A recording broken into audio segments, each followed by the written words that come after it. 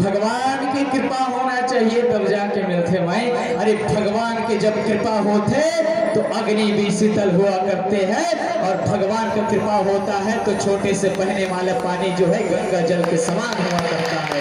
अरे भगवान का जब कृपा होता है ना मैया, तो विशाल काय हाथी भी सोई के छोटे से छिद्र से निकल जाता है। ये भगवान की कृपा है जो आज सुंदर आपके गांव में नवधा रामायण होता है। सुंदर ये सब आयोजक भैया मल्ला आप सब ला सिया राम मैं जाने के सब ला भैया कोटि कोटि वंदन करत हूँ, कोटि कोटि प्रणाम करत हूँ संतो। अरे जीवन में कहूँ सत्संग करे नहीं हो तो आप मतलब सत्संग कराओ कैसे।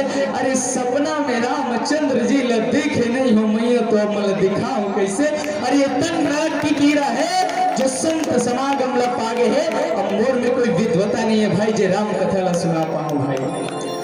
काबर की कली का